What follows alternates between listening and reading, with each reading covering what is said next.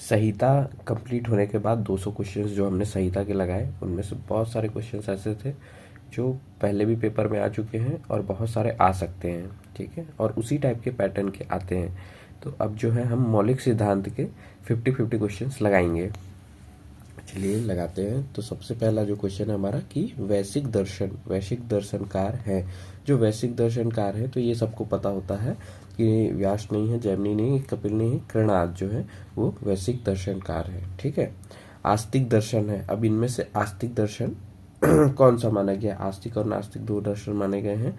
यहाँ पे देखेंगे जैन, चारवाक, बौद्ध, ये तो आस्तिक नहीं है, नास्तिक है। तो मीमांसा दर्शन जो है वो आस्तिक दर्शन है। उसके बाद है नित्यज्ञ है। नित्य किसे कहा गया है? तो इसकी जो हमने पढ़ा है श्लोक, उसमें ही आया है आयु के में कि नित्यज्ञ। तो ये जो है आयु को नित्यज्ञ कहा गया है। इसके बाद है सर्वदा सर्वभावानां सामान्यम विधि कारणम सूत्र किस ग्रंथ में वर्णित है? तो ये जो बोला गया है ये किस ग्रंथ का है? तो ये चरक संहिता का है, सुश्रुत संहिता का नहीं है, वैशेषिक दर्शन का भी नहीं है, अष्टांग हृदय का भी नहीं है, लेकिन ये चरक संहिता का है, ठीक है। उसके बाद है अपरिमितश्चा पदार्थः किसने कहा है? कि अपरिमितश्चा पदार्थः किसने कहा है? तो ये कहा है सुश्रुत ने, ठीक है। ये आपको याद रखना है कि ये किसने कहा है? सुश्रुत ने कहा है। अपरिमितश्च पदार्थः। अभाव पदार्थ माना गया है। अभाव पदार्थ माना है, किसने माना है? जिसने कि अभाव पदार्थ को, यहाँ पे आंसर है न्याय दर्शन ने माना है अभाव पदार्थ को, ठीक है। लक्षण के भेद कितने होते हैं, कितने बताए गए हैं? तो हमने पढ़ा है कि लक्षण के भेद 3 होते हैं, ठीक है। फिर है आध्यात्मिक गुण संख्या कितने होती हैं? तो हमने पढ़ रखा है कि आध्यात्मिक गुण संख्या जो होती है वो 6 होती है, ठीक है। इसके बाद है संस्कार एवं अभ्यास है। संस्कार और अभ्यास किसके अंतर्गत आते हैं? तो यहाँ पे जो ऑप्शन दे रखे हैं उसके अकॉर्डिंग परादी गुण के अंदर जो है संस्कार और अभ्यास आते हैं, ठीक है। उसके बाद है कर्म के भेद है। कर्म के जो भेद हैं, इनके जो 10 गुण हैं उनके अंदर आते हैं, ठीक है। कर्म के भेद है। अब जो कर्म है उसे कितने भेद होते हैं? तो उसके 5 भेद होते हैं, ठीक है। तो कर्म के 5 भेद होते हैं। इसके बाद है सत्य ज्ञान है। सत्य जो है वो ज्ञान है, ऐसा कहाँ पे वो बताया गया है? सत्यम जो है उसको ज्ञान माना गया है, तो ये प्रमा को कहा गया है, ठीक है। इसके बाद है चरक ने किस प्रमाण का उल्लेख किया है? चरक ने जो है किस प्रमाण का उल्लेख किया है? तो यहाँ पे है कि जो है युक्ति प्रमाण का उन्होंने उल्लेख किया है, ठीक है। चरक ने युक्ति प्रमाण का उल्लेख किया है। इसके बाद है गलत युग्म है, ठीक है। युग्म जो है वो गलत उससे वो किया गया है, तो इसमें देखेंगे कि कौन सा है। देखिए सत्कार्यवाद वेदांत दर्शन दिया गया है, यही गलत है। विवर्तवाद शंकराचार्य, ठीक है। क्षण भंगुरवाद बौद्ध दर्शन, ठीक है। परिणामवाद सांख्य दर्शन, ठीक है। तो ये जो पहला है यही आंसर जाएगा। फिर इसके बाद जो है अष्टांग संग्रह में अध्यायों की संख्या कितनी होती है? तो देखिए यहाँ पे जैसे कि हम पहले से पढ़ते हुए आ रहे हैं कि 150 जो होती है अध्यायों की संख्या होती है। यहाँ पे संग्रह पूछा गया है, हृदय नहीं पूछा गया है, तो आपको याद रखना है। आचार्य चरक द्वारा पदार्थ का वर्णन क्रम में क्या है? तो देखिए यहाँ पे जो है आचार्य चरक ने क्या बताया है? तो सबसे पहले उन्होंने सामान्य से चालू किया है, सामान्य विशेष, ठीक है। सामान्य विशेष तो यहीं पे ये, फिर गुण द्रव्य कर्म समवाय, ठीक है। यहाँ पे चरक के द्वारा पूछा गया है, आपको याद रखना है, ठीक।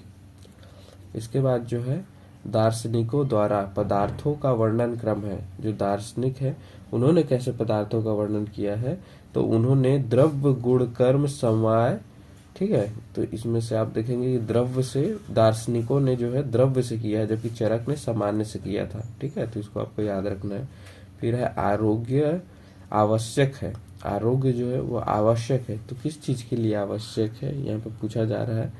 तो देखिए यहाँ पे धर्म पालन के लिए, ऐश्वर्य पालन के लिए, मोक्ष प्राप्ति के लिए, या पुरुषार्थ प्राप्ति के लिए। जब पुरुषार्थ की बात आती है तो उसमें ये सब चीजें आ जाती हैं, ठीक है।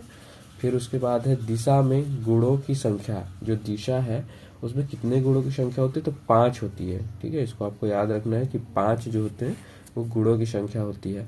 यत्र आश्रिता कर्म गुणा कारणम समवाय यत्तद् द्रव्यम, ये किसने कहा है, ठीक है।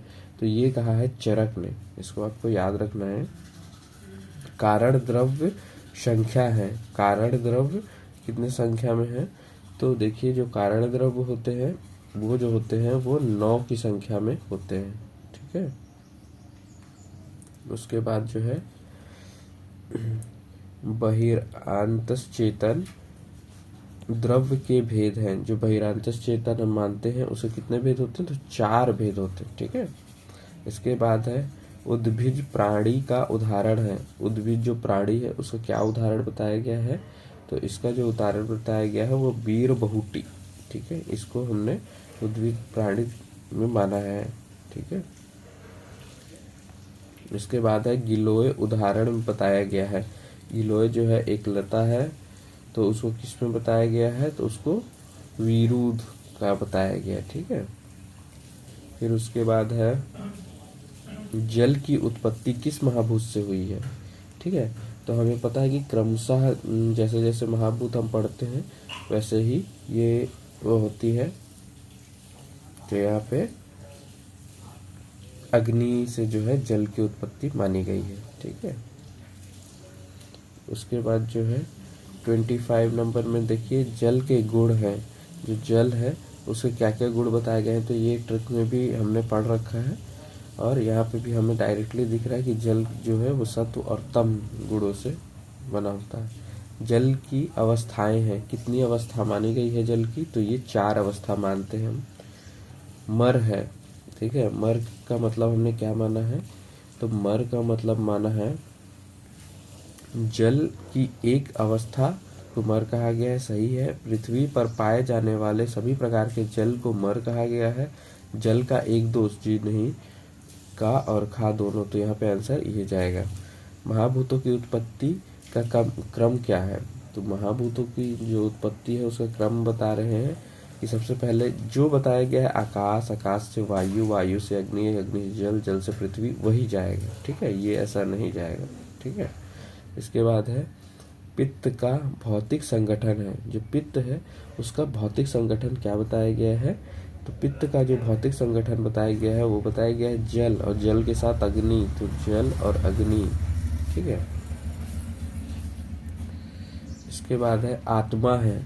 आत्मा क्या है, तो आत्मा जो है वो विभु है। यहाँ पे जो है अरूढ़ नहीं, मध्यम परिणाम नहीं, उपरोक्त सभी नहीं, तो यहाँ पे विभु, ठीक है, आंसर चला जाएगा। आत्मा का स्थान है, ठीक है। आत्मा का स्थान पूछा गया है यहाँ पे, तो आत्मा का स्थान जो है वो है हृदय, ठीक है। आत्मा की संख्या कितनी बताई गई है, तो आत्मा की संख्या जो है वो 1 ही बताई गई है। उसके बाद है आयुर्वेद में एक युग माना गया है। एक युग किसे कहा जाता है, तो यहाँ पे जो आंसर है वो 5 वर्ष को एक युग माना गया है, ठीक है। तो इसको आपको अच्छे से याद रखना है। हम जनरली युग और बाकी सबको 100 से रिलेट कर लेते हैं, लेकिन यहाँ पे एक युग का मतलब 500 माना गया है, ठीक है। उसके बाद है प्राची है। अब प्राची किसे कहा गया है, तो प्राची का मतलब पूर्व दिशा को प्राची कहा गया है, ठीक है। आयुर्वेद में सर्वाधिक प्रयुक्त होने वाला प्रमाण है। सबसे ज्यादा जो आयुर्वेद में हम यूज करते हैं वो है प्रत्यक्ष प्रमाण, खुद की खुद। फिर उसके बाद जो है चिकित्सा पुरुष है। चिकित्सा पुरुष किसे किसे कहा गया है, तो यहाँ पे देखेंगे कि जो है एक धातुज पुरुष को चिकित्सा पुरुष कहा गया है क्या, नहीं। चतुर्विंशति तत्वात्मक को नहीं। षड धातुज पुरुष को चिकित्सा पुरुष का वो दिया गया है, ठीक है। उसके बाद है तच्छिल्य संख्या है। तच्छिल्य संख्या पूछ रहे हैं कि कौन सा है, तो इसमें जो है इसको जब हमने पढ़ा था तो आपने देखा था ये जो 17 ऐसे जो संख्या है वो तच्छिल्य संख्या कहलाते हैं, ठीक है। तो इसको एक बार आप देख लीजिएगा। उसके बाद है पीलू पाक माना है। पीलू पाक जो है उसे माना गया है, किसने माना है पीलू पाक को? तो वैशेषिक दर्शन ने जो है पीलू पाक को माना है। मध्यम कोष्ठ में दोष बहुलता होती है। जो मध्यम कोष्ठ है उसमें कौन से दोष की बहुलता होती है? तो यहाँ पे जो है वात की भी होती है, कफ की भी होती है और पित्त की भी होती है। तो त्रिदोष साम अवस्था होती है वहाँ पे, मध्यम कोष्ठ पूछ रहा है इसलिए, ठीक है। जबकि अगर मध्यम के ऊपर के कोष्ठ में देखेंगे तो कफ की बहुलता, नीचे के कोष्ठ में देखेंगे तो वात की बहुलता मिलेगी, ठीक है। उसके बाद जो है सर्वाधिक बलदायक रस है। सर्वाधिक बलदायक रस कौन कौन से हैं? तो इसमें जो है वो मधुर जो होता है वो सर्वाधिक बलदायक रस होता है, ठीक है। अथर्ववेद, अर्थवेद का उपनिषद है। अर्थवेद का उपनिषद पूछा गया, अथर्ववेद नहीं अर्थवेद। अर्थवेद का जो उपनिषद कहा गया है, तो यहाँ पे प्रश्न को भी कहा जाता है, मंडूक को भी कहा जाता है और मंडूक को भी कहा जाता है। तो प्रोक्त सभी जो है इसमें चले जाएंगे। फिर जो है अथर्ववेद में भेषज का पर्याय बताया गया है, ठीक है। अथर्ववेद में भेषज का पर्याय बताया गया है। तो क्या क्या भेषज के पर्याय बताए गए हैं? तो इसमें आप देखेंगे कि अथर्व सही है, प्रतिषेध ये भी सही है। तो दोनों ही जो है वो अथर्ववेद के पर्याय हैं।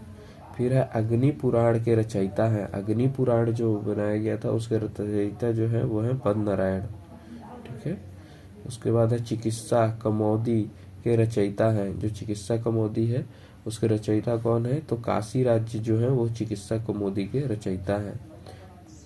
दृढ़ बल का काल, तो इसको हमने याद किया था। दृढ़ बल का काल जो है 4वीं शताब्दी। चरक किसके शिष्य थे? तो देखिए चरक जो थे वो वैशंपायन के शिष्य थे, ठीक है। चरक संहिता में कितने प्रकार के सूत्रों का वर्णन है? चरक संहिता में जो है कितने प्रकार के सूत्रों का वर्णन है? तो 4 प्रकार के सूत्र बताए गए हैं। जैसे गुरु सूत्र, शिष्य सूत्र वो वाले पूछे जा रहे हैं, तो वहां पे 4 प्रकार के बताए गए, ठीक है। धन्वंतरी का काल, धन्वंतरी का काल जैसे कि सभी को याद होता है कि जो धन्वंतरी का काल है वो है 2350 ईसा पूर्व। फिर है सुश्रुत संहिता के उत्तर तंत्र के रचनाकार कौन है? सुश्रुत संहिता के उत्तर तंत्र के पूछा गया है, तो इसको आपको याद रखना है कि उत्तर तंत्र में तो नागार्जुन ने पूरा लिखा है। उसके बाद है गुगुल के वातहर कर्म के अतिरिक्त मेदोहर कर्म का वर्णन किसने किया है? देखिए वातहर होता है ये सभी ने बताया है, ठीक है, लेकिन एक आचार्य ने बताया कि ये मेदोहर कर्म भी करता है, तो उसका जो है आंसर चल जाता है वाग्भट को, ठीक है। जबकि जो चरक और सुश्रुत ने ये तो बताया है लेकिन वाग्भट ने ये भी बताया है, तो इसको आपको याद रखना है। इसी के साथ हमारे 50 क्वेश्चंस पूरे होते हैं। मिलते हैं नेक्स्ट वीडियो में। Thank you.